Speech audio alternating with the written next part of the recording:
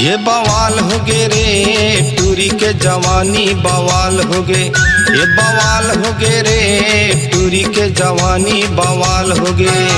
तोर फुल्ले फुल्ले गाल, तोर फुल्ले फुल्ले गाल जंजाल हो गे रे बवाल हो गे। ये बवाल हो गे रे टूरी के जवानी बवाल हो गे, ये बवाल हो गे रे टूरी के जवानी बवाल हो गे।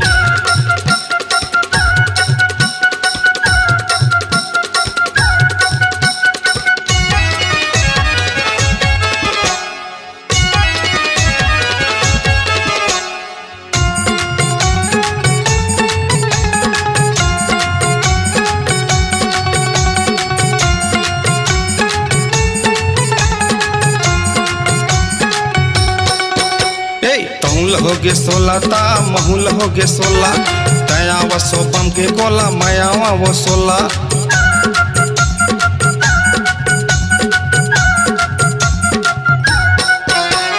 तहुल हो गे 16 ता महुल हो गे 16, तया व सोपम के गोला मयावा वो 16।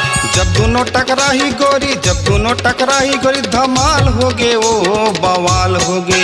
ये बवाल हो गे रे टूरी के जवानी बवाल हो गे, ये बवाल हो गे रे टूरी के जवानी बवाल हो गे।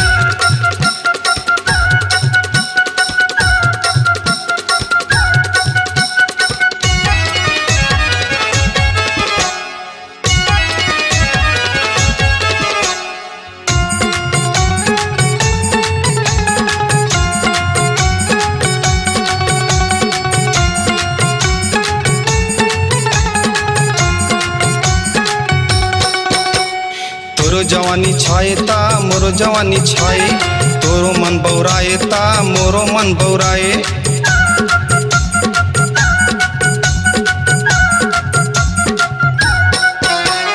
तोरो जवानी छाए ता मोरो जवानी छाए, मोरो मन बौराए ता तोरो मन बौराए। जब दोनों मिल जाही रानी, जब दोनों मिल जाही कमाल हो गे रे धमाल हो गे। ये बवाल हो गे रे टूरी के जवानी बवाल हो गे, ये बवाल हो गे रे टूरी के जवानी बवाल हो गे।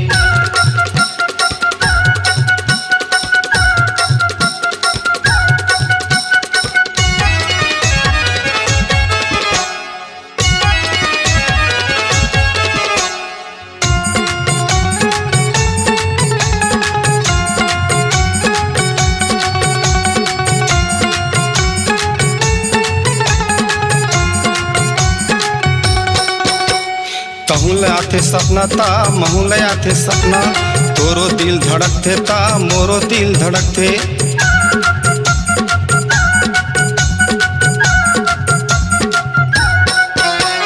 तहुल आथे सपना ता महुल आथे सपना, तोरो दिल धड़कथे ता मोरो दिल धड़कथे। दिल से दिल मिल जाही रानी, दिल से दिल मिल जाही धमाल हो गे रे बवाल हो गे। ये बवाल हो गे रे टूरी के जवानी बवाल हो गे, ये बवाल हो गे रे टूरी के जवानी बवाल हो गे। तोर फुल्ले फुल्ले गाल, तोर फुल्ले फुल्ले गाल जंजाल हो गे रे बवाल हो गे। ये बवाल हो गे रे टूरी के जवानी बवाल हो गे, ये बवाल हो गे रे टूरी के जवानी बवाल हो गे, ये बवाल हो गे रे टूरी के जवानी बवाल हो गे, ये बवाल हो गे रे टूरी के जवानी बवाल हो गे। अपनी आवाज को दीजिए एक नया मुकाम। डिजिटल रिकॉर्डिंग की दुनिया का जाना पहचाना नाम स्वरांजलि, जहां गूंजती हैं ध्वनियां अपनी माटी की सौंधी सुगंध के साथ। छत्तीसगढ़ी संगीत के विविध रंग जो पहुंचाते हैं पूरे प्रदेश में डिजिटल रिकॉर्डिंग के संग। स्वरांजलि स्टूडियो, नेमीचंद गली नंबर 2, गंजपारा, रायपुर।